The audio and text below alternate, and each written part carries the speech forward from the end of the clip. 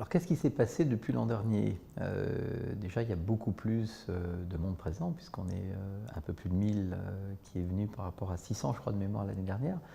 Et surtout, on a réussi quelque chose d'extraordinaire, c'est le label R2S, avec notre partenaire Certivea, qui maintenant commercialise ce label et qui devient une référence dans la profession. Alors le label R2S permettant effectivement d'avoir le cadre pour faire émerger des services dans le Smart Building. Donc c'est énorme comme avancée, puisque ça vient après 4 ans de travail avec tous les membres de la SBA et donc la quasi-totalité des professions qui sont représentées.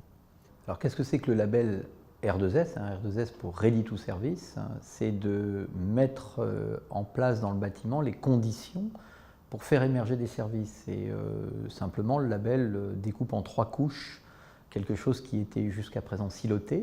Chaque professionnel du bâtiment, ceux qui faisaient de l'éclairage, ceux qui faisaient du chauffage, de la climatisation, du contrôle d'accès, avaient leur méthode et leur manière de travailler, mais pas d'interopérabilité entre les systèmes. Or, si on veut aller vers du développement durable, il faut mutualiser les moyens, avoir moins de matériel, moins de matières premières de consommer. Et donc, du coup, il faut organiser des interfaces entre ces filières, de manière à ce que, quand une filière installe, par exemple, un capteur de température, on ne se retrouve pas, on aurait installé un deuxième pour une autre filière, une troisième, etc., qui serait exactement le contraire d'un bâtiment vertueux.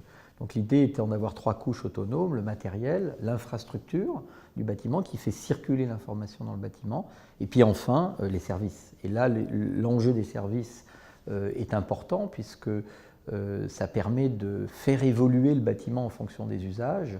Et il y a quelques années, les bâtiments étaient très figés longtemps, on ne changeait pas pendant 10-15 ans. Là, aujourd'hui, il a fallu réconcilier ce problème de cycle très long du matériel qu'on installe des fois pour 30 ans, des cycles très courts, des services qui vont sur des cycles qui sont de 3 mois au même rythme que notre smartphone. Et donc, grâce à ce label, on a réconcilié les 2 problématiques de cycle et surtout introduit la notion de flexibilité du bâtiment, puisque grâce à ce label, on a défini les conditions techniques de fonctionnement, les conditions de management, c'est-à-dire le développement durable et surtout la sécurité informatique, permettant à des sociétés de services comme la mienne, la société Ubiante, de développer des services sans forcément avoir à installer du matériel. Et là, on est dans un cercle vertueux, puisque, outre le fait que le bâtiment garde sa qualité de développement durable, puisqu'on est vraiment en mutualisation, on va surtout faire émerger des services qui vont créer de la valeur. Et là, tous ces éléments ne sont plus des charges, comme ça pouvait l'être à l'époque. Maintenant, les services sont créateurs de valeur au travers de quoi? De la donnée, puisque effectivement, c'est la donnée qui va permettre de construire ces services. Alors maintenant, par rapport à ce label, qui est une première étape, qu'est-ce qui reste à faire et quels sont les enjeux d'avenir?